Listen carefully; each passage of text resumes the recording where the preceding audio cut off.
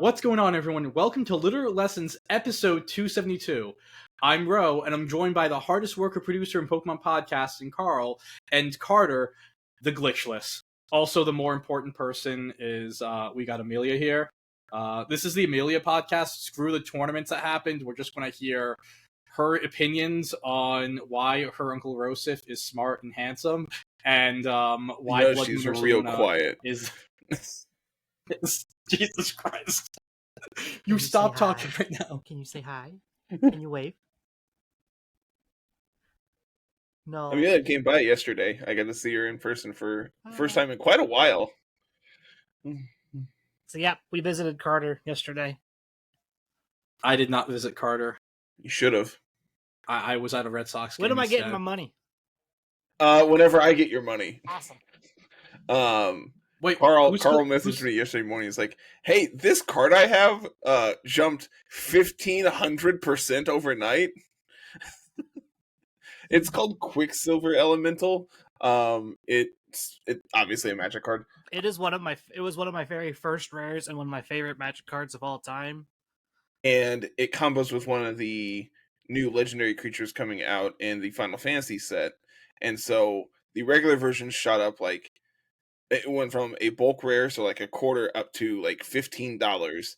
And the foil, when I listed Carl's foil, it was the only one listed at $80. Oh, well, congrats. What was it? So what was it before? Like a $20 card? Not If even. that. Maybe Yeah, if $2. No, you said 1,500, not 150. Yeah, no, 1,500. wow. It was a bulk rare that had no business being anything, and then they released some silly Final Fantasy dude, and yeah. To be fair, the Final Fantasy dude's really cool, and I really want to build him until I saw the pre-order price for him was like $75. Like, nope, I'm good. I don't want to play this anymore. Cards are expensive. Cardboard is expensive. That's why I don't collect it anymore. Yeah. Did you hear that? Like, Target is just going to. I think they're stopping. I think Target and Costco are stopping carrying Pokemon cards. I'm not surprised to hear that. Of scalpers.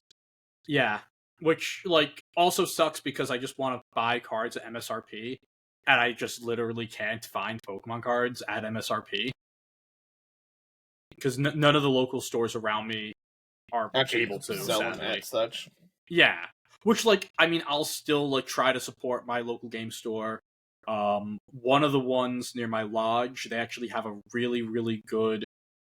They have both a ton of Japanese and Korean packs, and so I'll buy a couple of those. But even then, it's with the things happening in the world, importing things all of a sudden is very expensive and difficult. So even that stuff, they just don't have. So, yeah. That's why we don't play a card game anymore. We play a video game. That's why I play the video game. Yep. I play a lot of video games. And there was a lot of video game for Pokemon played this weekend. Yes. Oh my goodness, so much. Everywhere besides the North America had some sort of regional level event. We had Melbourne Regionals, the third regional of for Oceania, and one thing I did see that was kind of interesting. So Oceania, they got one regional or Australia got one regional per format, so they were able to play if you were able to go to all three. Australia's a very large country, so that might not be as possible. But if you're able to go to all three, you at least could play each format at least once at a regional level, which is cool. And then we also had Santiago in the Latin American region and Utrecht as the special event in Europe. All European events from this point forward are going to be special events for the rest of the season. They already had their last regional, which means that the difference between the special event and a regional is pretty much a regional will give prize money and a special event does not. Yeah, it's just prize. It's the prize support. Yep. We're going to go with the first event that finished, and that is Melbourne. Won by Masayoshi Kuro. And that's one, that's a name, and two, they definitely have a team. So one of the things that you're going to see a lot if you go through Melbourne, and of course all of this information, well, all the information for Melbourne and Utrecht are already on LabMouse, but going through, you're going to see a lot of players from Asian countries or just Asian names. A lot of Japanese players, Chinese players, they'll go to school for college in Australia and play the TPCI circuit there. And of course, the rules have also changed recently, where if you are like live outside of the TPCI jurisdiction, if you do get an auto invite, whether top 4 at an international or win a regional, you can go and qualify for worlds that way. So, like, going through, you'll see people like Shohei Kimura, Binji Wong, Joji Kaida, a lot of people, a lot of our very popular like big names from Japan and China. Yep, who have decided to do everything possible to not play best of 1 at Japanese nationals, or I believe like whatever the Chinese nationals is. And you know what? I respect that. Yeah, I can understand. Going back to like EUIC, I can't remember the Japanese player's name. The sheer joy of knowing that you do not have to play any of the GCs up for like an entire year is something that knows no bounds, probably. That only another yeah. If you were trying to make Worlds, and you had to play the GC to qualify for Worlds as a part of it, to not need to do that, like, huge relief, yeah. Oh yeah. So I'm also a sicko, and I enjoy like best of 1 like closed team sheet. I like the random ladder experience. I think it's really enjoyable, but I also understand that like for a tournament setting, it is atrocious. Oh yeah, it's bad. I will say this: as much as I've enjoyed playing open team sheet, if they properly coded the game for battling, and by that being like, I think the two main things were actually having battle box locks in when the game launched, and some sort of indicator to show Terra type, like a little just symbol next to each Pokemon's I think name. that's the big thing, is if we had access to open Terra at all times, I think this game would be really fun closed team sheet. Yeah, absolutely. I think like I'm a sicko. I like having all the information. Oh, I'm not saying I don't like having all the information. I do think that like for tournament play, I still do think that like open team sheet is just the best. I just think for like closed team sheet, if you're going to do some type of closed team sheet event of any type, like open Terra, I think is still just the best. All right, we ready to get into these teams? Sure, for sure. First up, the winning team. I lost to a team very similar to this in Milwaukee. The only difference was I don't think they were playing Walking Lake. I think they had that doesn't seem like anything I remember on your team sheets. Notably, I really like this Ensign set. This is something you and I talked about last week, Carl. Just like, just randomly having a 4th move. Like, I really like Protect Ensign right now. I don't think a lot of people are playing it for a reason, but like, when it's good, it's really, really good, right? Yeah, we'll get to talk a lot about these random 4th move Incineroars, because there's a lot of them in Utrecht too. Yeah, I mean, like, so for this team specifically, I can kind of see it. Like, the thing is, you already have 3 Protects on the team with Calyrex, Koraidon, and Weezing, and it's like the Walking Wake is vest, super bulky. With that vest, the Chiyu is Scarf, Terra Ghost, so you can get around fake outs that way. I really don't see a need for a 4th Protect. It could have just simply been like just a move to throw people off, and honestly, that could be enough. We know the way that a lot of people play. Even like when they have all the information, you just get pigeonholed into things you've seen a lot, and I'm just speaking for myself. I know I would go and just assume, oh yeah, you can't protect the Incin and not check the team sheet. and just like fire off a close combat into a protect and lose my Pokemon. So that might be the case. I know Wolfe Glick's Toronto video dropped yesterday, 4.5 hours long. I am not even close to finishing it, but like he talked about protect on his Incin, and that was specifically because it was a Perish team. Yeah, that would make sense because you want to be able to stall it out. Yeah, and so I'm not seeing like I could definitely see maybe instead of the protect on Incin, if you don't want if you feel like you don't need the fire coverage because you have a lot of fire coverage on this team, It's helping. Helping Hand, even Taunt. Like, because like that's the other thing. Like, what does this team really? Well, we already have Taunt on the Wheezing, so we don't. Oh, you have Taunt in the We Wheezing. don't need Yeah. a second Taunt. So. Yeah, I'd say like Helping Hand, Chiyu, Helping Hand, Koraidon, CSR, especially because this Calyrex can't boost as well, and since you're Sash, you're probably timid. I feel like Helping Hand might be better, but we're nitpicking the team that won. Yeah, granted, there's always going to be something to nitpick on and every team, but like I said, this feels very similar to the team that I lost to in Milwaukee. That just the Wheezing just outlived everything and helped run me over. Walking Wake's an interesting one because I had a lot of Walking Wake calcs like before Milwaukee, and like Walking Wake actually lives a lot of hits with the Assault Vest. Plus, being just like a fast Snarl next to Koraidon is really, really cool. Mm-hmm. I'm assuming we're booster speed. 100%. Yeah. 100%. No, your booster speed, especially with how the events, like how Milwaukee went, where you had all this Lunala usage, this Miraidon usage. One of the things that beats those teams is this super fast Snarl. And to just keep on throwing that out there with Wake and not having to use your to do that role, that's like super, super useful. Along with being able to also say, okay, well, I'm not going to Snarl, I'm just going to drop a Draco. Yeah. And Draco's Draco. Yeah, Draco's Draco. Yeah. Next up, we have CSR. What's up? I was going to say, yeah, this is 2nd and 7th place. We're using this 6. The CSR Terapagos. I have the CSR Zama team. Oh, we'll get to Zama. CSR Terapagos when we get to the 7th place person. Okay.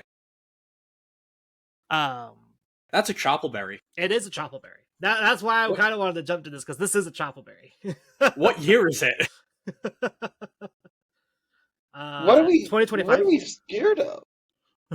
Other body presses. Is that it? Is that the fighting coverage in the format? No, it's Iron. CC Drain from Punch? Urshifu's. Iron Hands. Yeah. Low kick. Yeah, but like Urshifu's just gonna Searching Strikes you. There's 2 Urshifus. Yeah, and the other one you are never gonna see because it's not good. It's right there. Yeah, minor details on the screen. Minor details. He's right there. And you say I can't read. Yeah, so Angelo, I just look at the pretty pictures.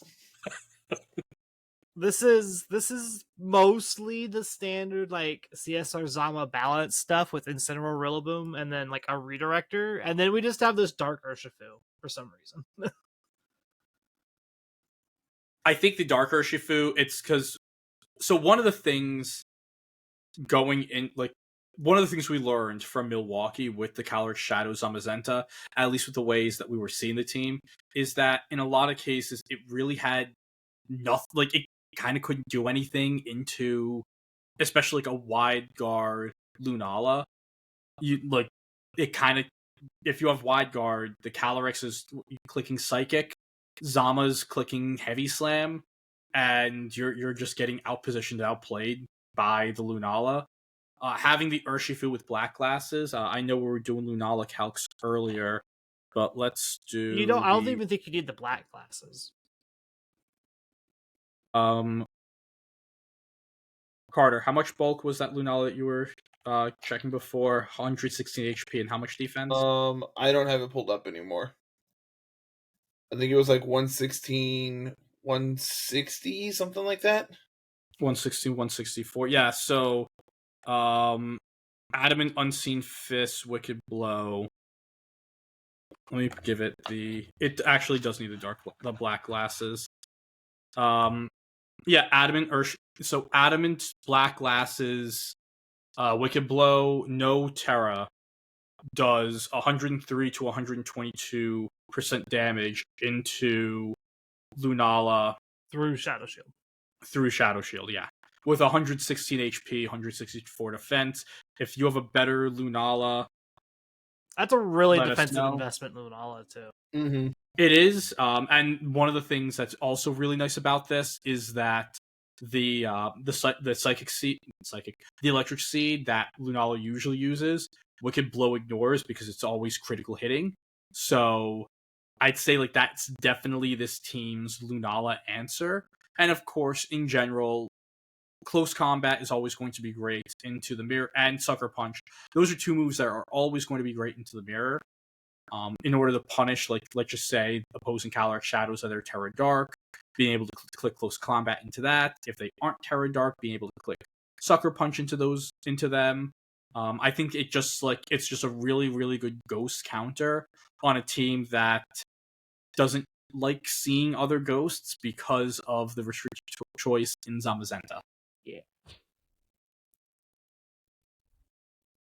Anything else you want to say about this team before we move on? I got nothing.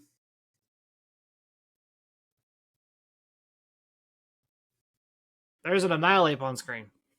I'm in. That's all you had to say.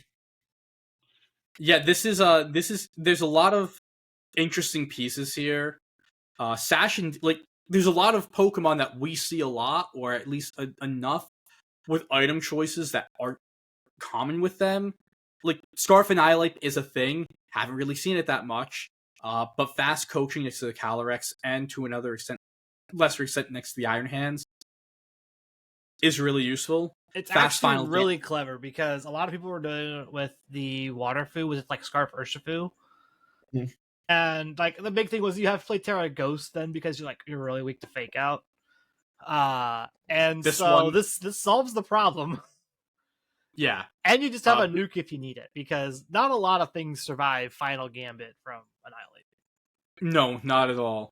One of the other things as well that's been really, really big that we've seen is Grimmsnarl, which is on this team. We saw Grimmsnarl also win 2 regionals this weekend. So, like, Grimm is way up there. Yeah, there's been 4 regional level events. Grimm has won 3 of them. So having buy your Grimm stocks now. We're going to the moon. Having Brick Break to get rid of those screens is absolutely massive. But again, it's like Sash and Didi. It's Sash synchronized. Wow, that's synchronized. I missed that. Yeah, so you don't want to be you don't want to be Psychic Terrain because you want to be able to play it next to Miraidon. Yeah, wow. I get it. And now I'm like, could have that just been another redirector? Who can say? The Iron Hand, since the Assault Vest is on the Miraidon. I don't think there's another redirector that gets Trick Room and Follow Me. Okay, yeah, if you want the Trick Room as well. Plus, it also has Fake Out, so... Oh yeah, you're right. I forgot that it learns Fake Out. Because why would you ever need Fake Out on Indeedee? I think, actually, no, Okay, so I knew it. Clever, and I love it. So actually, now I think it makes a lot of sense because like so many people are going to see this in DD and not read the ability. They're just going to look at this and go, "Okay, cool." Yeah, I think that's the other thing. When Psychic Terrain doesn't go up, they're going to be like, "Okay, what the hell is going on? Why did I just get faked out by an Indeedee?" In the grand scheme of things, this could have just been a Smeargle. Probably, but Indeedee's cooler. Is it? Yeah. Yes. You have the synchronize. You have an actual ability. Indeedee is a cute Pokemon. Smeargle is an abomination. Yeah. You're an abomination. That doesn't really mean anything, Angelo. You're saying mean things just to say mean things. Fair.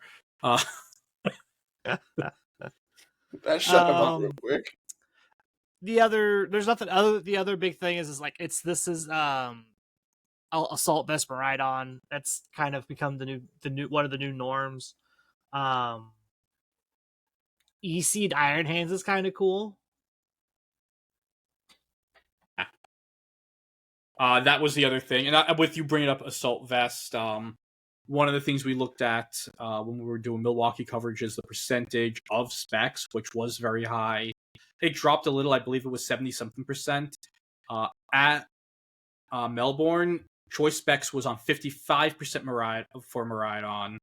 Assault Vest was the number 2 item at 26.61%, followed by 8 Choice Scarf, 4 Covert Cloak, 4 Life Orb, and then 2 people ran Electric Seed and 1 ran Magnet. Why did someone pick Magnet?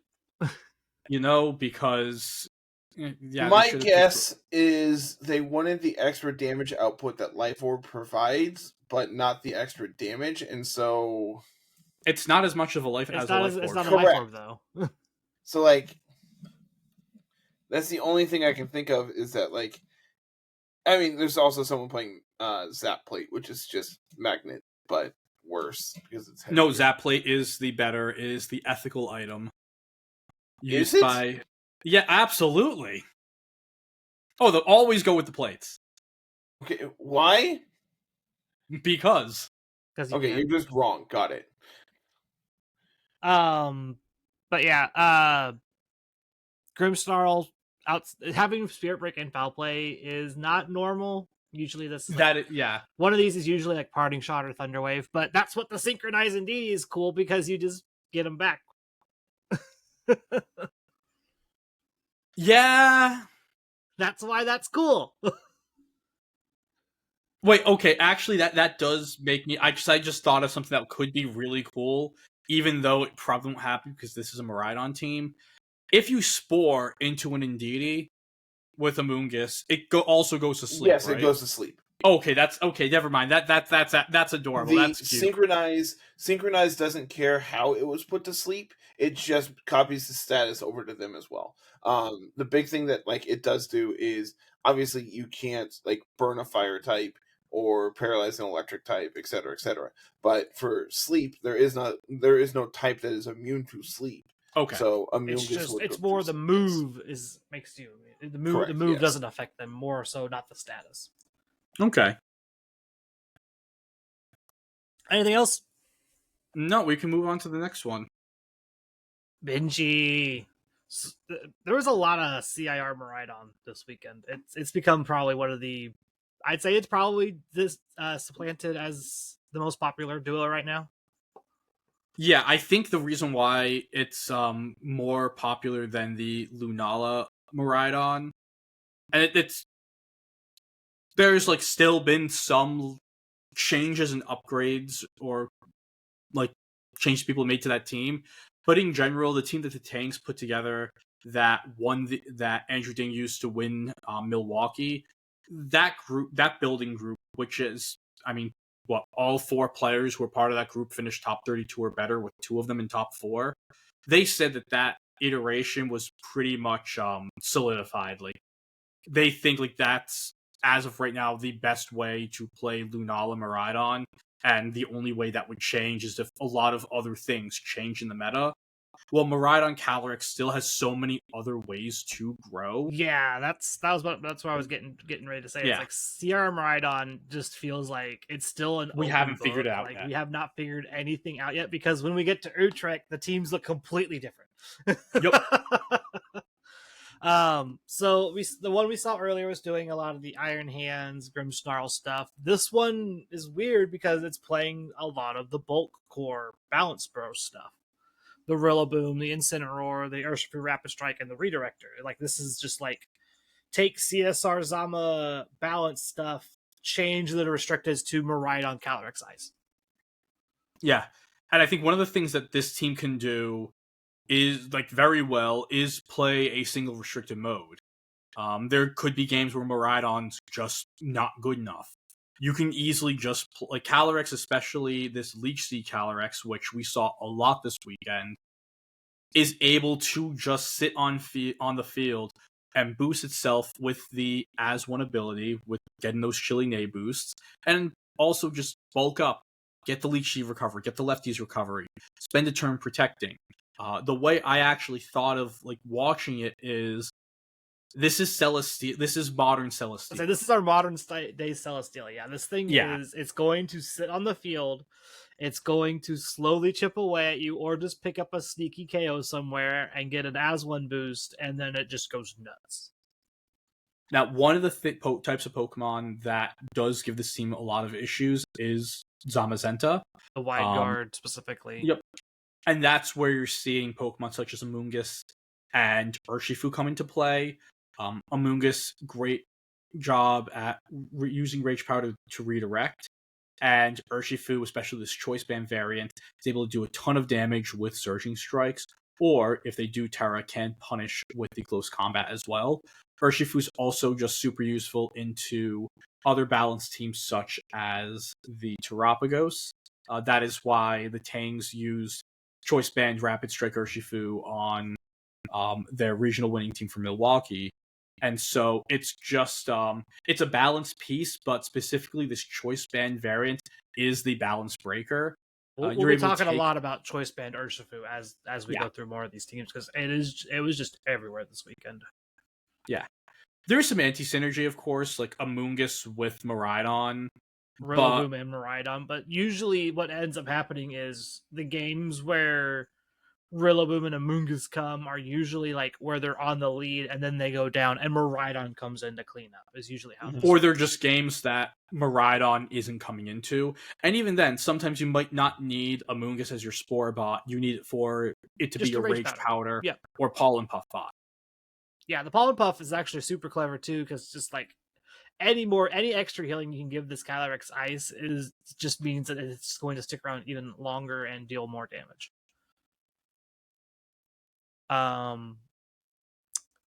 Anything else before we skedaddle? I got nothing. No, we can go to Alistair's team, 6th place. Let me get this opened up to the right spot now, because I had too many tabs open, so I had to go find it. There we go.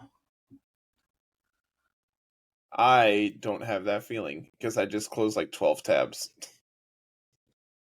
I still had all my my CK stuff open from when I was streaming earlier, and I'm just like I can't see what the hell I'm looking at, so I'm just gonna start closing tabs until I get to Lab Mouse. There you go. CSR Zamazenta again, but this one has the newer I call one of the newer innovations to the balance thing. It's not really new. It's just back, I guess is the best way to say it. Raging Bolt being in the balance core again. Yeah, we really haven't seen a lot of Raging Bolt, and to an extent it makes sense. There's a lot of Miraidon. It's actually a decent Miraidon, for Specs Miraidon specifically. Like, once you figure out what they're locking into, you can kind of play your Raging Bolt as just like a real good pivot into it. Yeah. A lot of the Raging Bolts are Terra Fairy. This one's Terra Electric just for extra damage, but usually Terra Fairy is just like the super safe one because, they go for Dazzling Gleam or Draco into your Raging Bolt. Well, it's not picking up the KO that way. But with the ones that the Raging Bolts that are good are usually the ones that just have Protect, and then you can Scout. And that's what you want to be doing into most of these Specs Miraidon, is just like, what move are they locking into? Okay, I just make sure my Raging Bolt can Terra away from whatever that is, or if they clicked Electro Drift, I ain't gotta worry about anything. But yeah, Raging Bolt is one of my sleeper picks for to just have a big reg eye glow up, because this thing is effectively just another Miraidon. Yeah, we haven't really seen it a lot. And so it is actually, we'll pull this up. Looking at the Pokemon usage stats, Raging Bolt was the 28th Pokemon in usage, including restricted. Only, it looks like out of the 258 teams in Lab Mouse, only 16 of them used Raging Bolt. So it's not that common of a Pokemon right now, and maybe if we see more of these balance teams pop up, it'll be a part of that and be that upgrade. One of the other things that's interesting with Calyrex is just the ways that you can play it. The first one we saw was that Terra Ghost, this one using a defensive Terra and Terra Normal specifically for the mirror, and no status moves, just Astral, Psychic, and Pollen Puff. And with your Calyrex being your fast Pollen Puff Pokemon, it opens up your Amoonguss to be able to run Sludge Bomb, so it can actually be an active part of these battles, with it having a real stab move to use. That also punishes a lot of the fairy types that people are using right now as well, and the Terra Fairies. Yeah. Yeah. Yeah, so actually, like, going back with that, one of the big reasons why Calyrex and the CSR Zama team struggled a couple weeks ago is because it doesn't really do well into Grimmsnarl. We even we'll talk more about that going into Utrecht, but like Sludge Bomb Amoonguss, unbelievable into Grimmsnarl. Super awesome into Grimmsnarl. And so having that built-in tech there, changing a single move on a team while not changing the integrity of the team for a specific matchup, that's super, super useful.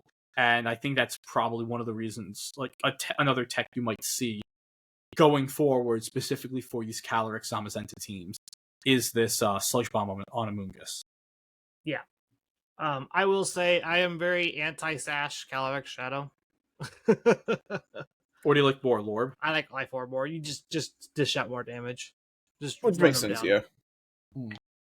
Especially when you have like grassy terrain next to it. Just Life Orb and just run them down. Next up, we have Oliver Ramsey and Terapagos Calyrex Shadow. Yeah, so a lot of the big time, like, well-known balance players are using this team. I think the Calyrex Shadow set is awful because you run into a single normal type. Like, you just have to double down and make sure you take out the normal type. Otherwise, you're just a sitting duck. So, in the words of New England's boy wonder, Zach Weed, Calyrex Shadow is on this team is just a Screamtail that can click Astral Barrage. And that's just how you have to play it. That's really, like, all the change is compared to the previous Terapagos team that we were seeing a lot of the balanced players, especially in Italy, use in Regulation G Part 2. It's just, instead of using Screamtail that does the Encore Disable thing, you have your Calyrex do it, and also you have a mode where if you can just do Calyrex things, you can just do Calyrex things instead of having to wait for the Terapagos to get going. Is it the best way to use a restricted slot? No. Probably not. No. 100%. No. As someone who put Terapagos CSR in a box in Milwaukee twice with this very same exact set, I can tell you for a fact it is very easy to play around Encore Disable Calyrex Shadow. Yeah, like, I don't know. I'm sure this is one of the teams, because I do have my only Regulation I event and my last local until September, because there's going to be no locals this summer. At least no sanctioned locals this summer. Terapagos Calyrex Shadow was a team I was looking at because I love playing balance. I love Terapagos. I think it's like as a concept, I think it's a cool Pokemon. I love turtles. But then I'm like, do I really want to play like 8 rounds of like this sort of balance? I'm like, I don't think so. No. Like, I love playing balance. 8 rounds of balance in general. I absolutely love balance. You're a sicko. Like, I really am. I am just mentally unwell. But even I have Can someone clip a that? line. Carl, we'll get Angelo committed here. That's going to be my new. I mean, like, my my wife will probably thank you. I am mentally unwell. But not that unwell. One of the things also, the big things about these is this team is like, it feels like most matchups you don't actually bring this Calyrex Shadow a lot of the times. It's like you want to bring Redirector plus Rillaboom Incineroar like almost every time, just because you're so focused on doing things with Terapagos, which I feel like is the wrong way to build these Terapagos teams. Yeah. And also, just another thing to note, this is another use where we're seeing the Sludge Bomb on the Amoonguss, which is neat. And yeah, I think it's a cool team. The concept of the people who are good with this team are really good at this team. I will say, like, this is a high skill level team, and if you know how to play through your matchups, you can definitely get through it. But I feel like there is like that just general cap in the way the team is played. You're really inviting yourself to have to deal with a lot of variance when you're playing games this long, that often. There's going to be crits, there's going to be full paras, there's going to be 3-turn sleeps that are going to really, really hurt you. And it's not like you really can't do anything to stop that because you're playing such a team that's so passive at the start of the game. Yeah, I was going to say the best thing you can do to beat these Tropicos teams is force them into a Terra on turn 2. Force them into a Terra before they get their second Calm Mind, so it really puts a lot of extra pressure on them. A lot of the times what I would do is I literally just led Miraidon, Calyrex, Ice. And I just had Farigiraf in the back if they led Rillaboom or Incineroar, and I could just flip Incineroar, or I could flip Farigiraf into the front, and now their fake outs off, and I get to free hit this Terrapagos because they went for Calm Mind, thinking it was safe. Like, it's real easy just to put a lot of pressure on the turtle very quickly, and that's usually how you beat these teams because they can't maneuver around it very well. Ready to move on to 8th place, which feels like we've talked about this before. Kind of, yeah. And then I know there's some Carter's Corner teams as well. Yeah, we'll get there. I posted a handful. We'll get there. Also, I'm just going to go and say this. One of the teams you did post, they screwed up their team sheet, or at least they did, because you shared it was you said it was Dialga origin. It's Giratina. What? Because yeah, that one's supposed to be it's supposed to be a Giratina origin.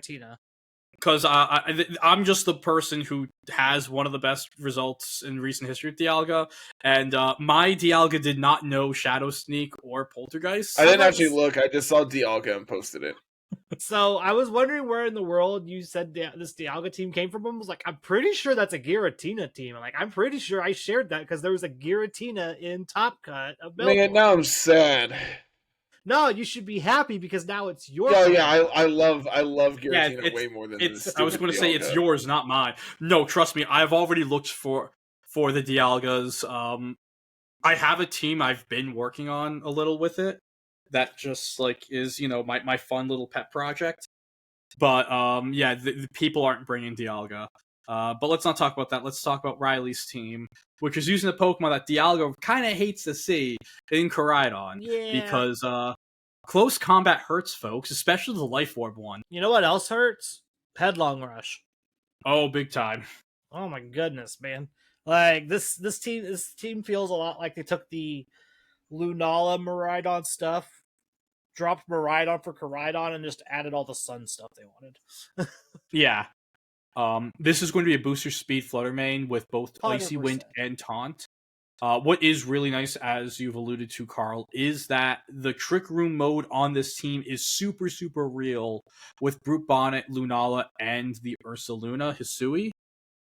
Just a really great trio that is able to play super slow. They're able to punch stuff. That's what they're able to do. Yeah. And the Ursaluna, one of the funny parts of this metagame are the number of base 50 speed ties in Trick Room. Don't even get me started. That's just one of those things where it's they made Iron Hands and Ursaluna the same speed, which is just hilarious. Iron Hands, Ursaluna, Calyrex, Ice. Oh, I was going to say, I couldn't remember if Calyrex Ice was base 50. They're all in the same speed. I couldn't remember if it was base 50 or base 48. Poor Blood Moon Ursaluna is just a little too fast. That's what I was just going to say. Base 52. Literally. Hey, if you're faster than them, you'll always go first or last, however you need it to be. Yeah. Yeah. The 50 tier is just chock full of Pokemon right now. Yeah. Brute Bonnet, I think, is one of the Pokemon that definitely had the glow up of 2025 because this Pokemon was not getting any usage, rightfully so. It just wasn't for what you needed your redirector to be in the other formats that Brute Bonnet was legal in. Amoonguss slash Indeedee slash Ogerpon just did it better than Brute Bonnet. But now that it actually has an ability next to Koraidon, and what does Koraidon hate seeing? Well, it hates seeing ghost types, and it hates seeing psychic types. Let's just take all those hits. Yep, here's the dark type. Here's a dark type that can redirect most hits away from it. Yep. And also, like, throw out the Sucker Punch. The base attack stat on Brute Bonnet it's high. is really high for what it is. Base 127. Yeah, I'm about to say it's high. Which is massive. You don't have to invest in attack just for Brute Bonnet to hit hard. That's the best part. No. Doesn't mean you can't, though, and make it hit harder. Well, a lot of the Brute Bonnets, I believe, are going, because of how high the attack stat is, in order for them to get to fully guarantee that they lift some hits and also get that bonus. They're doing like almost max HP, max defense, impish. Yeah, you either want the defense boost or special defense boost. You can get either one depending on how you invest, which one you want. Yeah, because both defense stats are base 99. And also, like, really looking at this Pokemon, if you're looking at the 4 stats that really matter, because you're super slow with base 55, and your special attack stat doesn't matter anyway, but the 4 stats that do matter, base 111 HP, base 127 attack, and base 99 defenses, this is a really, really well statted out Pokemon for this specific metagame when partnered with Koraidon, giving it an ability. Yeah. If I remember right, you could also technically get speed, but you got to be like negative attack, like 0, minus attack plus speed, max speed. Yeah. No, I don't even think you get it there. I feel 1 minute. Let me. Oh no, it's 1 point off. Yeah. So yeah, you need the intimidate. You need the intimidate to get it. And like, there are some people who will like play, like, get the intimidate, have like all that max speed, get that intimidate against them somehow, and then throw their Koraidon in. And of course, they specifically do that because if you got the photosynthesis boost, that would be a 160 speed spore spammer. Yeah, it'd be a very fast spore spammer. And that feels illegal. Like, we already have the fast spore spammer in Toedscruel that they gave one of the worst abilities in Pokemon to balance it. So, no, like, a lot of the restricted Pokemon, like, not restricted, Paradox Pokemon with either their Photosynthesis or Quark Drive, they statted out a lot of them to make sure you cannot do certain things. This is one of those examples. I really wish we had Calm Mind on this Lunala. I like the lefties Calm Mind stuff. I do too. The only thing is, with Ursaluna and Brute Bonnet, specifically with the Ursaluna, you definitely want Trick Room. Yeah. And I feel like this set is just better for that Trick Room setter of a Lunala.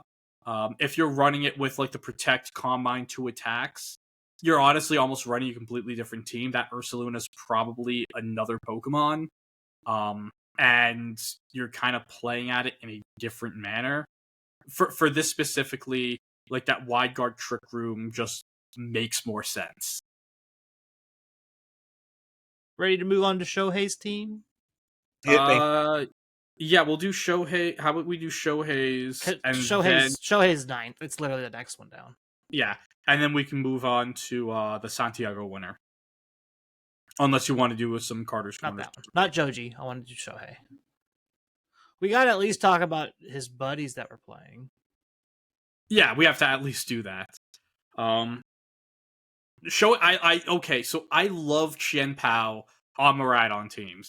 It's a super cool little partner for it. It's like another Pokemon in the base 135 speed tier, so you can just play like Coin Flip Mania with all the other Chien Pao Miraidons and Koraidons. It's hilarious how crowded the bottom and the top speed tiers are. Yep, they made 4 Pokemon with base 135 speed in the same generation, and they're all insanely good. No, it's fine. It's fine. It actually is fine because the Flutter Mane that's base 135, if the Koraidon's in getting boosted and it's outspeeding everything anyways. Yeah. But that's why we play bundle. Hey. 136-ish. Zama Miraidon, that's what Joe brought last week, right? Yeah, this is most of Joe's team. And then I think this Chen Pao is filling in for Ditto. Yeah. I love Chen Pao on like the Miraidon teams. I don't know, it just that bolt beam coverage, the extra priority you get with Sucker Punch. Chen Pao really threatens Rillaboom, which is one of the biggest issues that Miraidon has. So you're really solving one of the big things, like one of the big reasons why CRR Miraidon is so good is like you just have the Calyrex Ice to beat up Rillabooms, and so you need an Ice type on this squad. I feel like to make sure you beat up Rillaboom because Volcarona can't always do it. And so yeah, having the Chen Pao just be able to just like I'm a click Icicle Crash and I'm a probably KO you in one hit. Because I can't. Yeah. This is another Grimmsnarl team as well. We're seeing a lot of Grimm with Miraidon, which, again, Joe was hard on with this team last year. Hell, I remember Stefan put me on to the Miraidon hands Grimm Volk last summer.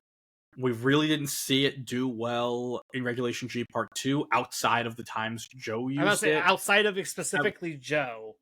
What was it? Grant Laird at UIC also used Screens Mirai to finish top 8 at UIC as well. But really, outside of those smaller groups and people, it really wasn't something that we're seeing. And we're just seeing so much Grimmsnarl, specifically with Miraidon and a restricted that can use Wide Guard, or a restricted that hates Wide Guard. One of the two. Yeah, other than that, it's very much reminiscent of the Joe core. We know what all this stuff does. Flamethrower over Fiery Dance is interesting. I'm not sure what the I'm not sure if the 10 power is actually a big difference. There has to be a calc. I don't know what it would be though, because +1 Fiery Dance still picks up most on Magenta. I don't know. I have no idea on this one. Maybe it's a Calyrex maybe it's a Calyrex calc. I don't know. I'm about to say most of the time once you get one Quiver Dance off, you just spam Fiery Dance and you just win the game. That's usually how this works. The only thing I could also think of is maybe Shohei just wanted the consistent I know exactly how much damage you want to be doing. There is those situations where maybe you're I need a Fiery Dance boost as well, and it's a coin flip. You might be able to get it. Well, that was the thing. It's if you're in a situation where you need the Fiery Dance boost, you just click Quiver Dance again. That's all it is.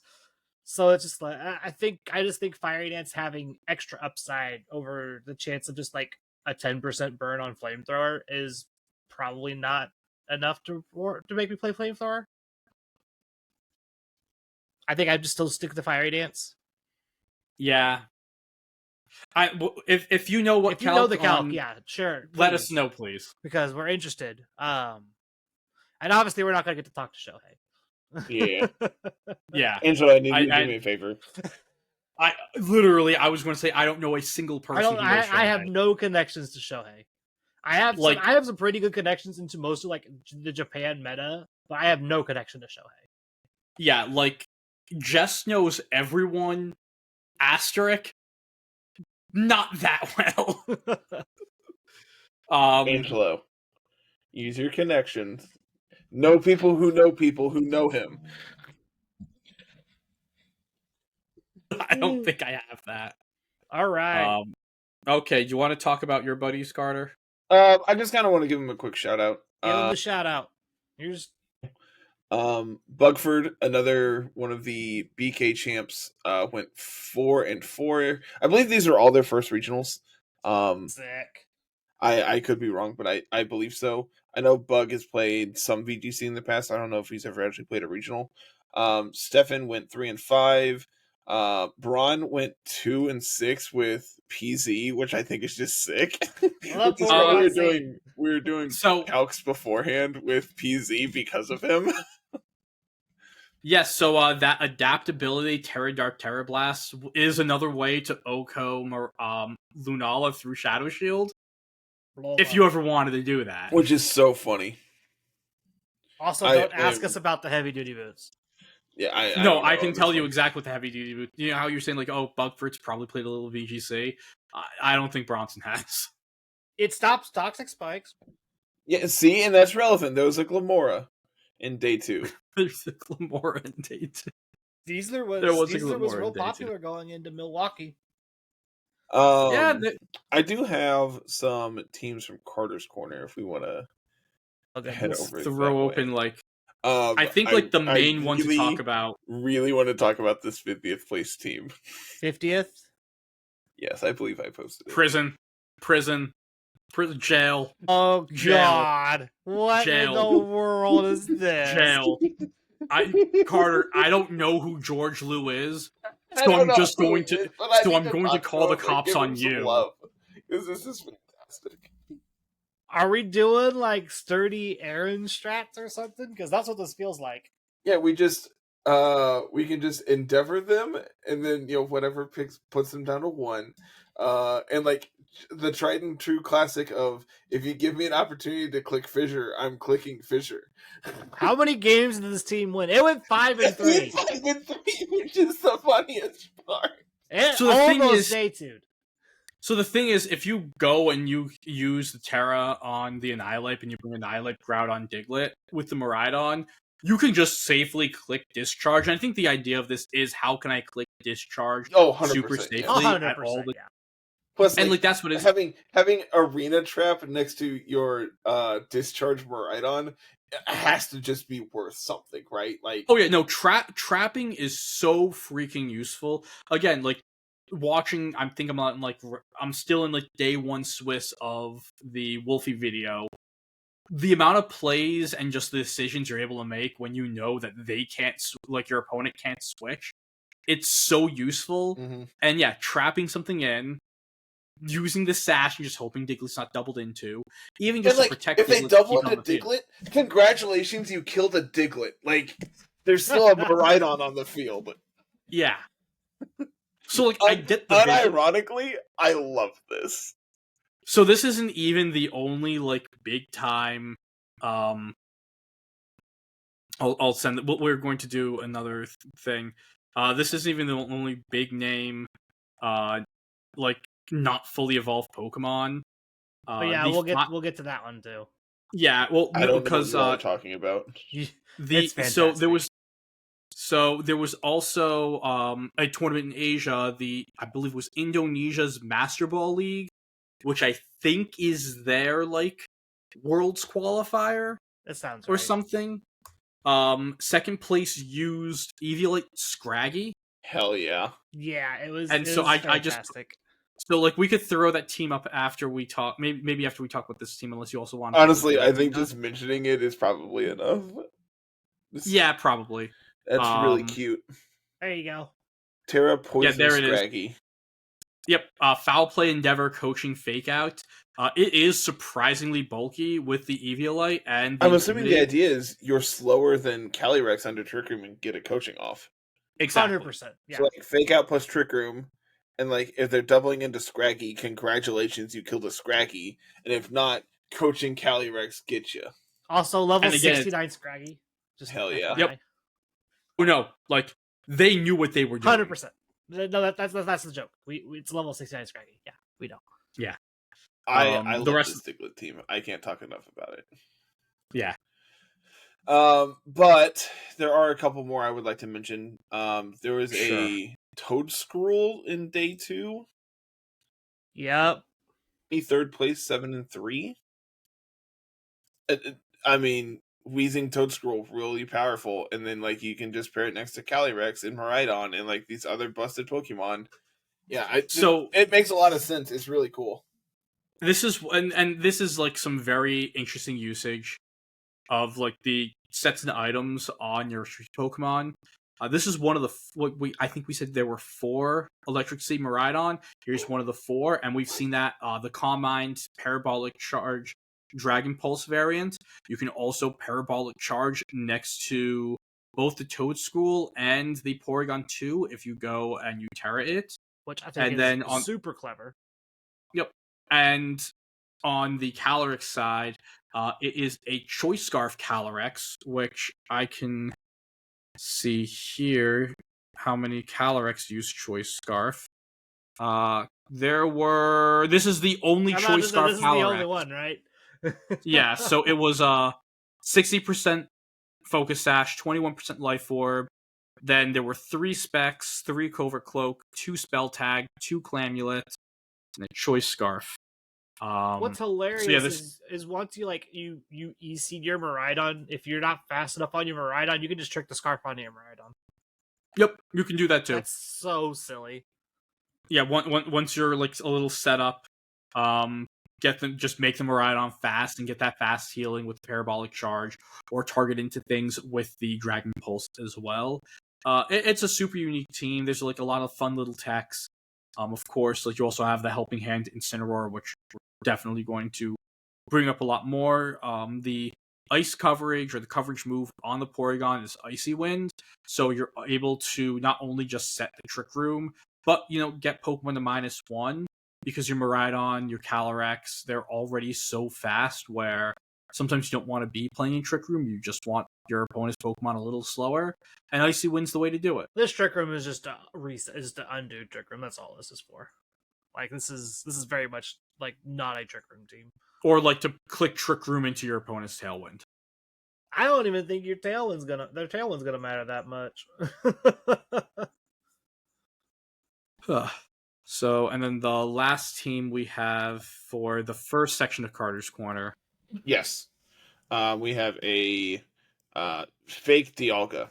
Fake Dialga, yep. Yeah, we're going to call this fake Dialga because it's actually supposed to be Giratina.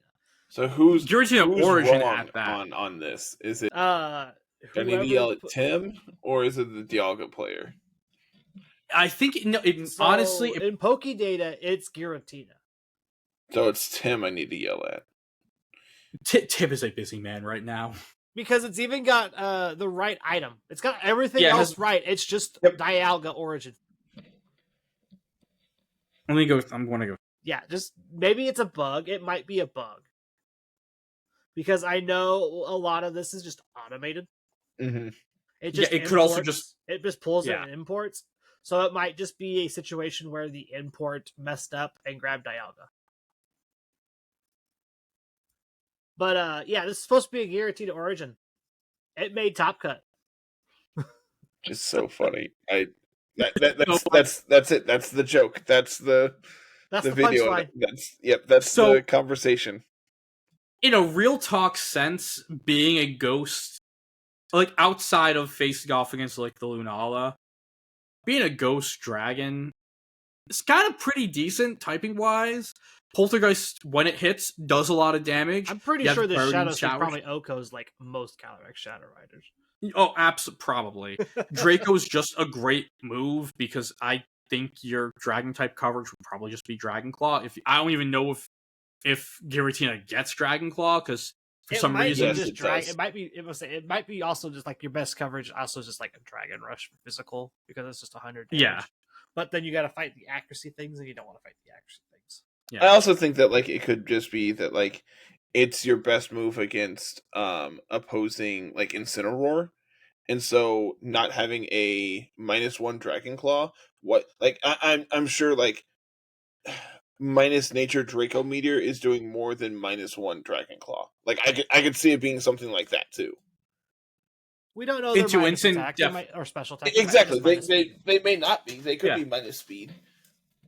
Yeah, I think one of the other things, and that is a great thing to point out, when you're looking at like the origin forms for Dialga, Palkia, and Giratina, so like the core items, the Adamant, Lustrous, and Greasius cores, they boost the stab moves for those Pokemon. So the item that you're using on these origin forms, like for those forms, doesn't make sense to use coverage moves because you aren't getting the bonus from the item. Mm-hmm. So even if it is a minus nature, you're getting the item boost.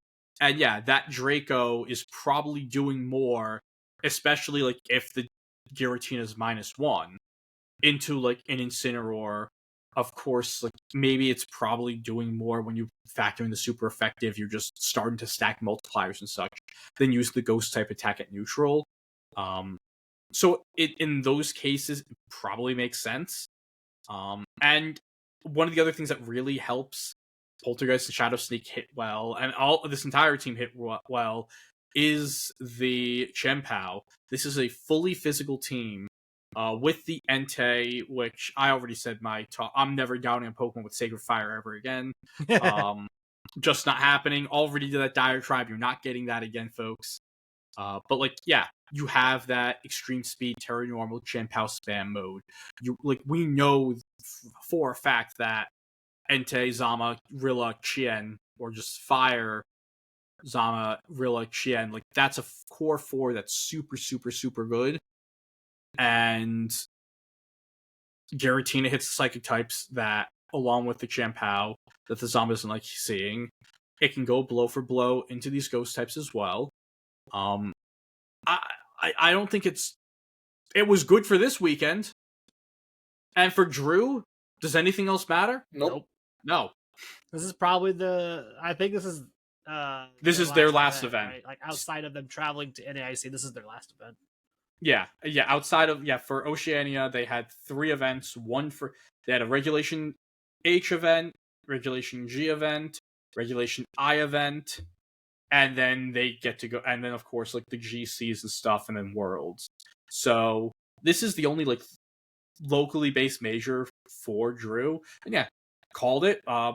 Top cutting any of these events, even though Australia isn't in some senses as competitive as a European major or North American major. These events are still events. Like, people know, even your new players know what they're doing in most cases, or at least know what they're doing more than they did even 2-3 years ago. So making a call with a very, very, very underused restricted and top cutting with it, props to him. Yep. All right, we're ready to talk about the one Santiago team that we got? Neat. Yes. Hello, Miraidon Calyrex Ice again. Yep. with a Grim and an Ursaluna. Yeah. So remember how we talked about this? Like, hey, let's take the Miraidon, Lunala, like Trick Room stuff, and all the fun like Volcarona, Hands, Grimmsnarl stuff. Yeah, this pretty much just combines them all into one conglomerate team. Yeah. The Volcarona on this team is that support set, Struggle Bug, Rage Powder, Tailwind, and Overheat. So it acts as speed control, it acts as redirection, it acts as damage reduction. It's there to blow up Zamazenta. Mm-hmm. Yes, and also, yes, there to blow up Zamazenta. Honestly, probably would blow up a Calyrex or come close to it as well. With the Overheat, because you don't care about your special attack stat in the grand scheme of things. You're going to click that button once. Like this being the Leech Seed Glacial Lance set, you just need something to blow up Zamazenta, and having as many mons that can do that as possible in Miraidon, Volcarona, and Ursaluna, and effectively Iron Hands, means that you are going to blow up the Zamazenta every time. Yeah. I think one of the other things to note with the Iron Hands is that there's actually speed invest. This is an adamant Iron Hands with 36 speed, not the 0 speed that we're used to seeing. Is it like, I think it's 74? Something like that, yeah. You're still slow. You're still slow, but you're Well, even the Ursaluna here is adamant with 124 invested speed. So the only Pokemon, like, even though there's Trick Room on this team, like, the only one that really, I wouldn't say even wants to be in Trick Room. 75. Yeah. So, like, the Ursaluna's relatively fast. Like, for an Ursaluna is fast. The Iron Hands, for what we've seen Iron Hands be, we've been seeing 0 speed Brave, is relatively fast. The Calyrex just being adamant and bulky makes it faster than the other Calyrex that we've been seeing. That's And going to be the big thing moving forward in Reg I, is you could either play the min speed ties and just hope, or you can know what your speed tier is, and outside of like Trick Room being in that 70, 71, 72, whatever, and know that you're not going to beat the min speed teams, and just know that you can win outside of Trick Room. One of the other interesting things that I wanted, like, we put outside of like the spreads and everything, with you saying the Ursaluna has Crunch, so it's Facade, Headlong Rush, and Crunch. It's no Earthquake. That's because there's no Wide Guard on this team. There isn't a single Pokemon that you can click Earthquake next to. So instead, adding in some coverage, the Crunch just really helps into these Dark types. Let's play a fun game of how much does that Ursaluna with the Guts boost do into a Lunala. That is 156 adamant. It hits 86 on its speed. That's interesting. Brunch. That's faster than most Incineroar. That's kind of cool. So you're doing through Shadow Shield. You're doing 60 to 72% with Crunch. Yeah, that'll do. Yeah, that'll be good. That's good enough. And then of course, if you go to 99%, if the Lunala has taken any chip at all, it is taken at a bare minimum 121%. So yeah, run them down. Run them down. This is this does a lot, like the fun like little like guts boost does a lot of damage. I think I have my team for I see. Maybe. Are we looking at it? We're looking at it, maybe. I think a lot of these pieces are similar to what you had. I like a lot of what it is, and it fills in that same kind of role of just like what I was doing before. So we'll have to play with it a little bit. We might be playing this. This seems like it's right up your alley. This seems right up my alley. Yeah. Mm-hmm. Yeah. To be fair, also when we get to Utrecht, there's a lot of those teams that are also right up my alley. I was going to say, if you want to go into Utrecht, we can continue talking about Miraidon Calyrex there. Yeah, we can just spend the last half of the show just talking about my favorite duo, and it's great. Yeah. Did you want to just dive right into Utrecht? Yeah, let me get Mikkel's team pulled up here, because this I was so excited when I saw that this was what he was playing. And because this is an extension of Marco Fierro's version from the VR tournament, the second one I think it was, and holy cow, this team is, you look at this team and it's like, oh, there's like 2 Protects and a Grimmsnarl, so we like, but no Giraffe, so we're like really weak to Fake Out. Nah, you just bait them. This Incineroar is the fastest thing in the freaking world. I don't know how fast this is, but it is freaking fast. This is a relatively fast Incin. Honestly, one of the coolest things. It's faster than going to finals. Yeah, FYI. Okay, it might actually be max speed. I'm pretty sure it's close. Yeah, no, this might be Cocaine Cat. Yeah, this was a very fast Incineroar, and it played into the opponent's like mind games so much. Knowing that like if you're just like, all right, I'm gonna bring out my Urshifu, and you're like, nope, I'm gonna U-turn before you Surging Strikes me. You're like, what? It was faster than a lot of Rillabooms. Yeah, insane. Which is crazy. I gotta look and see like what numbers we were hitting here, because if we were max speed, we're hitting 123, which that makes a lot of sense, being max speed Jolly or something like that, because I want to say it was that much. We also have the Assault Vest and Intimidate and Screens, so it's like we don't have to invest really hard into our defenses. We can just invest in HP. Yeah.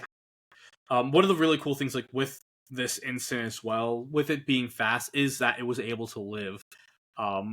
in finals game 3, Michelle's opponent was able to get Lewis was able to get his Calyrex Shadow up to +5, and I will say this: there were many things leading into this to help Michelle's Incin live, because like one of the things he did to set up the play was he got his Grimmsnarl to Spirit Break into the Calyrex to put it at +5 instead of +6. Had the light screen up. The light screen was up.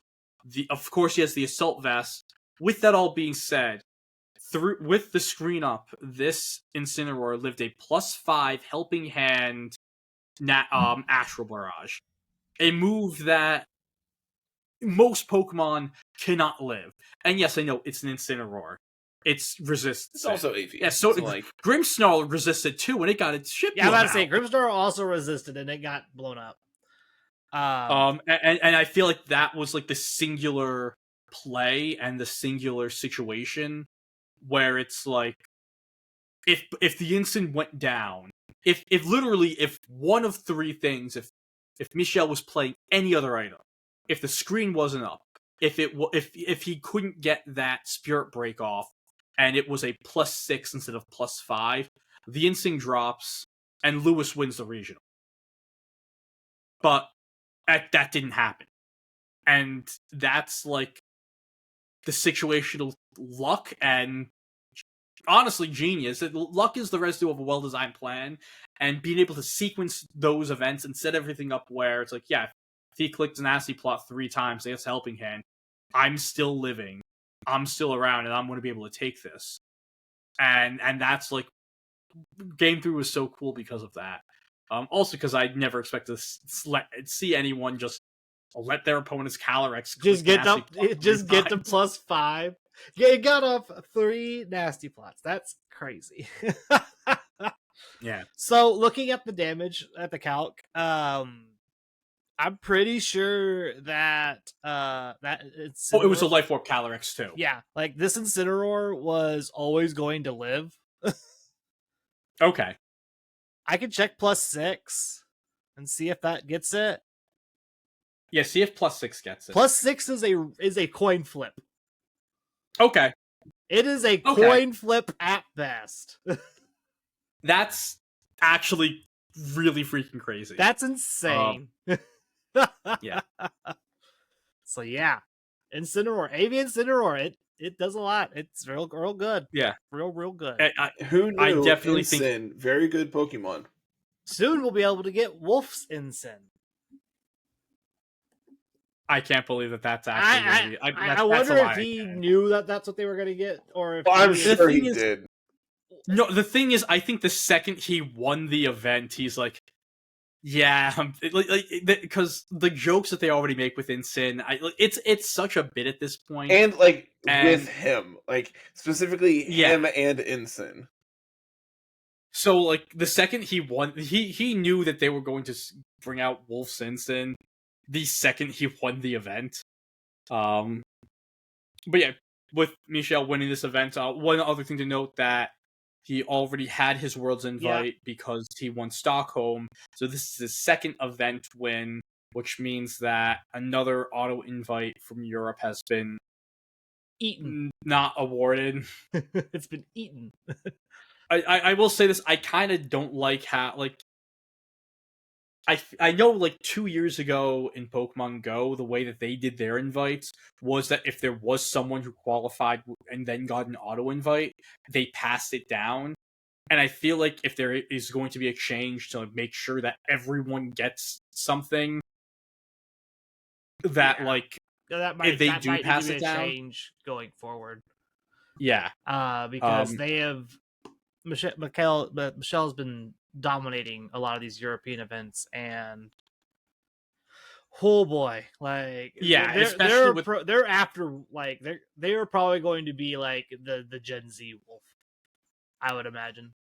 It's either him or Marco Fiero. No, was it Marco Fiero? No, not Marco Fiero. Marco. It's probably Marco. Let's see here. We got how many other teams you want to talk about from Utrecht? I think there's a handful. I think one of the things we definitely have to do, we have to talk about Lewis's, even though it's something that we've already seen, just to get into, there were, I think, 2 restricted of the weekends that outside of the Calyrex, Ice, and Miraidon that was completely dominant. Going to Lewis's team, it's another, if you want to pull that up. Like, Lewis's team, it is just another Calyrex Shadow Zamazenta team. This in was the grand the team that, like, everybody was expecting. Yeah. And it finally did something. Like, in the grand scheme of things, it didn't win any of these events. But Calyrex Shadow Zamazenta did have a pretty solid weekend, especially when you look at, like, the Zamazenta usage. I believe Zama did fall to, like, the 6th most used restricted, behind the bikes, the horses, and Lunala. So it has fallen in usage, but it had a really, really good weekend. And it is with this balanced team right here. You have the pivot bros, you have your redirection. Like, this, when we were doing our, like, pre-format testing, this is what was popular. And to see that actually do well is kind of expected in Europe. But the fact that, like, it actually did do well and took Gen Z Wolf to game 3 in finals. And honestly, game 1 was very close. Lewis was relatively... Honestly, if a few turns went differently, Lewis takes that. And then, I don't know what Michelle was thinking game 2, but Lewis just ran him over. It was over. Game 2 the game was Michelle trying to make a hard read and... failing. And it just miserably. Failed. It just failed. Which, when you win the first game, you have that chance to do that. Mm-hmm. Yeah, but just completely blown up. But yeah, like, this is a core that did super, super well, and I'm happy to say that, not that, like, I never want to call anyone a fraud. That's a lie. You absolutely do. I'm pretty happy sure to say you that, literally like, have called me that, like, today. Not today. I called you other things, but not a fraud. But, like, that this duo, it is good. It is something to keep your eye out for. Maybe it's not as dominant as we thought it was, but it still is there after an abysmal Milwaukee. Yeah. You want to know what duo we probably haven't talked about enough that did actually well? Zamazenta Miraidon. Yeah, this is our second Zamazenta Miraidon. I love this team because it has an Ursaluna Blood Moon. This team is very similar. It takes pieces from, like, I believe, was it Nick Donnelly, who came in second against Wolf in that regulation F tour with, like, the Tail Room Blood Moon Ursaluna team. It, like, feels like that with the Frigg and the Torn. Feels like some, like, early Miraidon Ursaluna stuff from, like, early Reg G. And of course, we have everyone's least favorite fighting type. What are you talking about, least favorite? Oh, I hate I come up with a few more off the top of my head that I just like. Heracross is currently on my shit list. I will say this is ethical Sneasler. Yeah, because you weren't running Dire Claw. Because let's face it here, you're getting a poison or a para because you play Miraidon, which those are probably one of the worst 2 you can fish for. You want the sleep, and you're not going to get the sleep. So, I mean, the random para just, like, make them slower is always really funny too.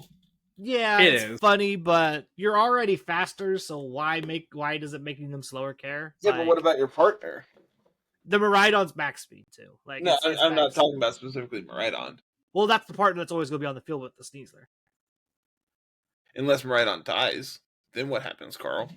Then you probably were playing your team wrong, because Miraidon should never go down into fate with this really fast Sneasler next to it. Yeah. But yeah, overall, I think really fun team. I always love seeing Blood Moon teams. So to see it definitely has a problem. We know. Yeah. More problems than we can identify. It's more problems than I can identify. More problems than I'm qualified to talk about. Same. All right. It feels like we're moving fast through these teams. It's because we are. Yes. Fourth place is the same as first place. We're not gonna talk about it. It's the exact same. They built the team together. It is the exact same 6. So, fifth place. This is another view of that Ho-Oh Miraidon core that really popped up on the scene. Thanks, Pokegame. In Milwaukee. Yes. One of the cool things I also like with it is that it's continuing like the specific Pokegame version that really liked using a lot, like that really leaned into the like future Paradox Pokemon, keeping the Iron Bundle with the Icy Wind, Freeze Dry, Hydro Pump. Having that little like water coverage is kind of cute. I don't like clicking Hydro Pump. I like the Encore better. Encore probably is better, but there's this team. They probably wanted something to have, like they probably needed to click Hydro Pump into something where they didn't feel like it was great. Water coverage in general is generally nice to have. It's good neutral coverage. I'm trying to think what they would have clicked Hydro Pump into in this format, outside of like Terrifier, Cali. You don't even care about that. You just click electric. I know. I'm just saying. Like, I'm just trying to think of like super effective stuff.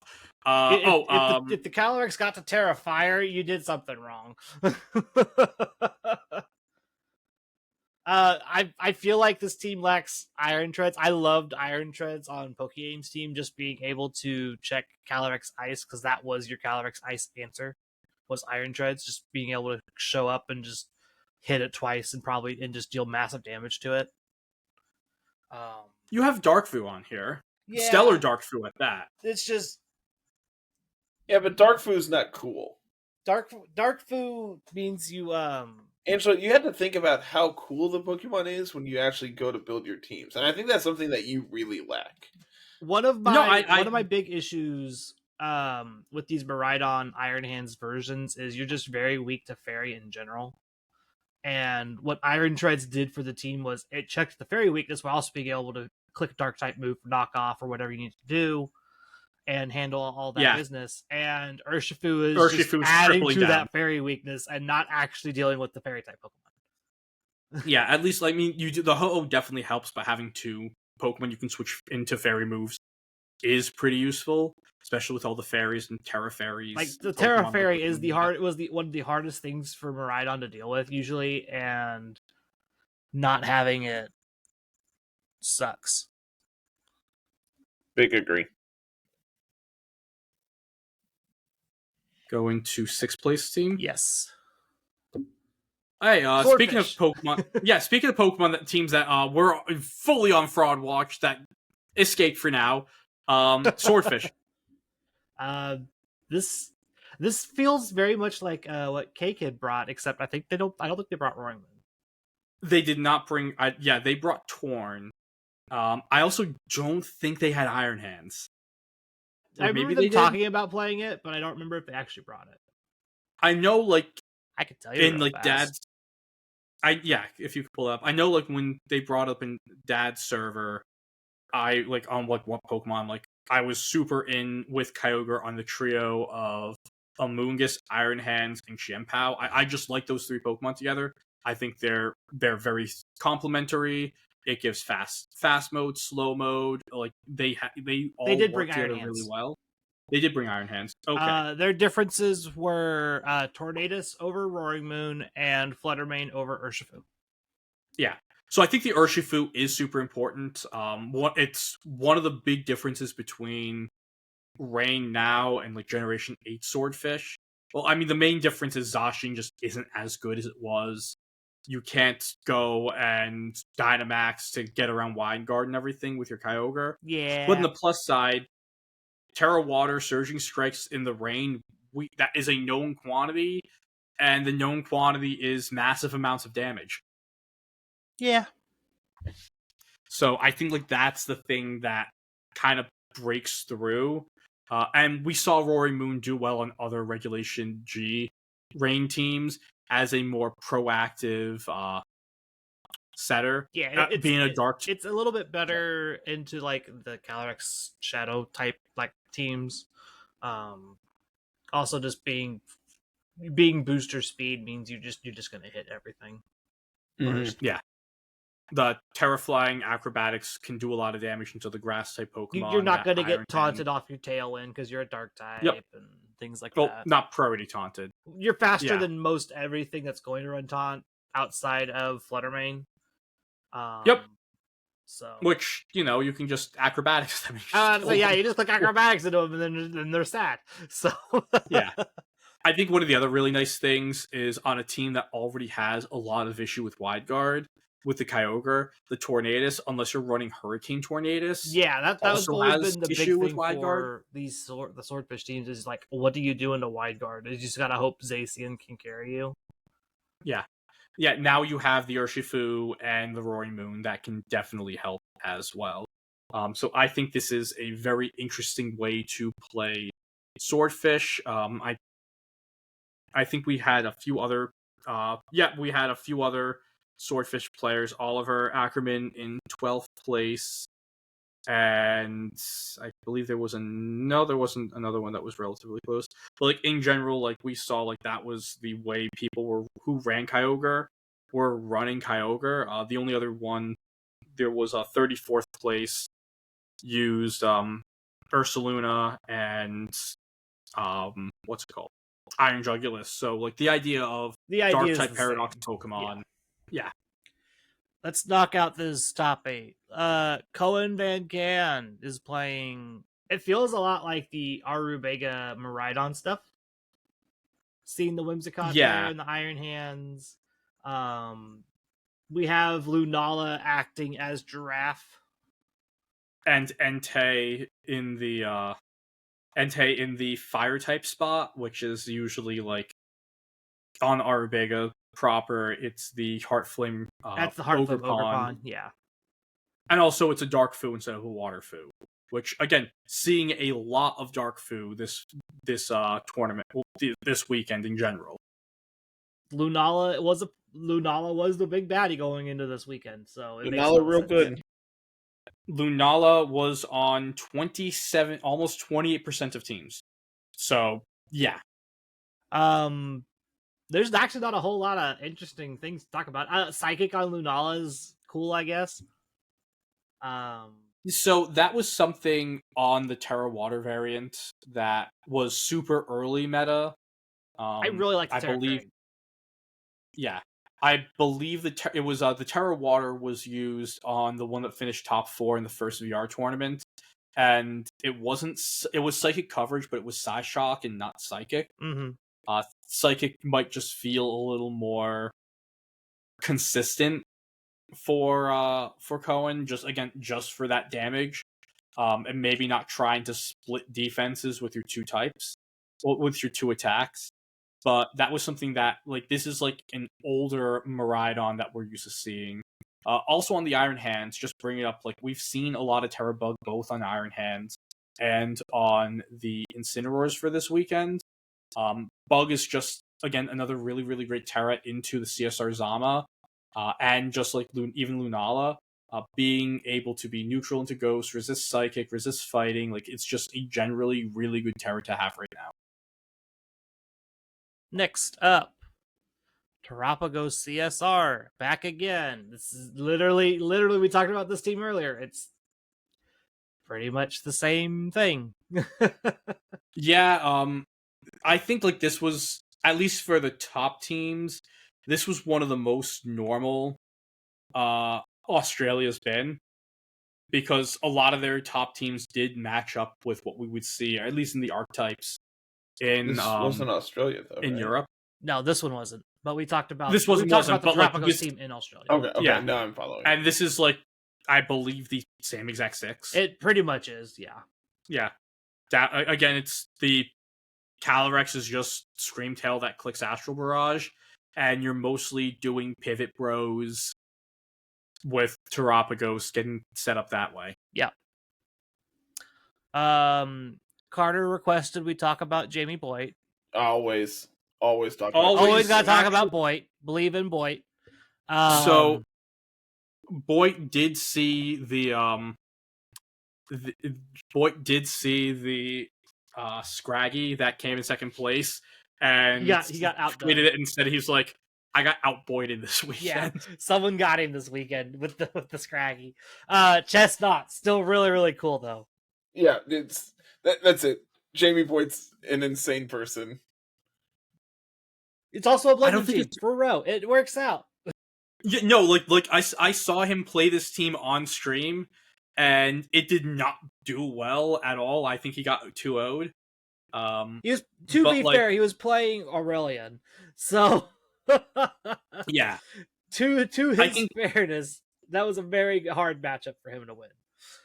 Yeah, I think like just going through the different pieces of this team, this is the Terra Electric Discharge Miraidon, which you can discharge not only next to your Blood Moon ursaluna, but next to the Wide Guard on Chestnut and the Terra Ground Terra Blast Calyrex. And the Grimmsnarl. The Chestnuts. Yep. Oh, and the Grimmsnarl if you go. You can literally spam next to everything but the Volcarona, which is amazing. Yeah. One of the cool things with Chestnut is that with the Electric Seed, you don't need to really set up any iron defenses. Your body press is good from go. There was a situation where I believe it was the end of game 1 where the game was like pretty much decided on does +1 body press Oko or Ursaluna or not. Behind your Reflect, it doesn't. But if the Reflect wasn't there, +1 body press does pick up the Ursaluna, and that's so huge to have a Pokemon with how popular Ursaluna has been, to have a Pokemon on your team that isn't restricted, that you does fit well with your other restricted Pokemon. You get the Wide Guard support. Leech Seed is a super unique move that can really whittle teams down right now. And yeah, you just click Body Press, and boom, gone, done. Problem disappears. Yeah. It's a really, really cool team from Boyd. Boyd always has the best teams, though, in my opinion. Yeah. I mean, actually, like, before we move on from it, I do think we have to just bring up that the Grimmsnarl spread. Or at least the Grimmsnarl. Yeah.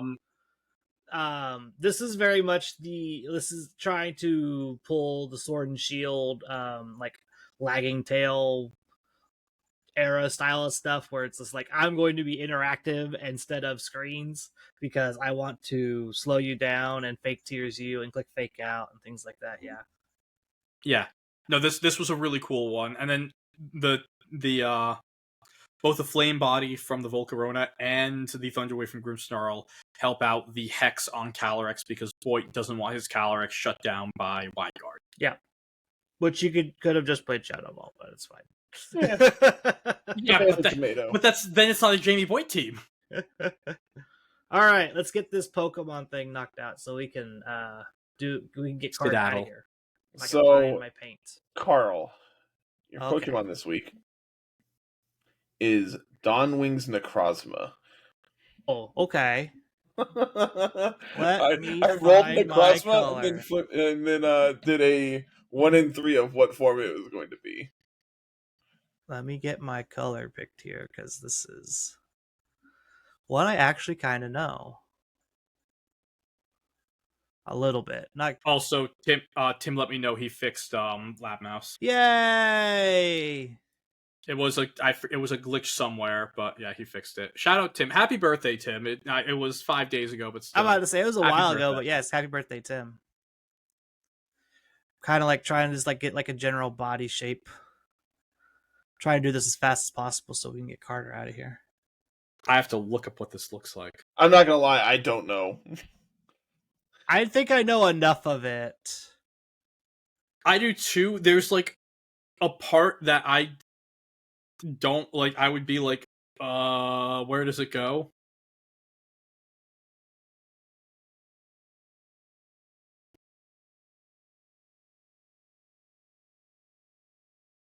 Yeah, I think it's connected. You're not supposed to help him, Angelo. I'm saying I think it's connected. So I can just speed through it and not have to double check it. I'm not sure how many fingers it has on the arms, but or technically legs, I guess. I don't know how you want to view it. 3 seems correct. 3 looks correct, right? Yeah. 3's a good number. I know it's got like the round head shape, but it's also got like the Necrozma visor or whatever the heck it's called. The It's weird. Necrozma visor. It's weird. That's about as black as it's gonna get. This does not look black on my screen, just FYI. Yeah, it looks black to us. It looks black on Yeah, it looks on my black to other me. monitor that I'm drawing on, it does not look black. And then I know I've got like spikes on the wings I gotta draw still. They're like weird like diamonds or something. I don't know. They're like weird diamond shapes. I wish I could just like copy paste these. I'm only gonna draw 4 just for the sake of time. Because I know there's more than 4. I just don't want to spend 10 minutes nitpicking diamonds. Oh, hey, look at that. And then I'm pretty sure we could see red eyes or something. Okay. I'm going to call it. Let me find my right here. So far, this looks pretty good. So I have it up right now, or at least what I'm looking at. It is 4 spikes. Oh, hey! So the thing is, it's like it has the wings and it's like bat wings, and then it's like a crescent and the spikes connect it. So you didn't get that, but like there are 4 spikes. The main thing that you missed, Carter, you want to like someone want to pull it up? If you send it to me, I can put it on the send it to me through Discord so I can copy paste it onto the paint.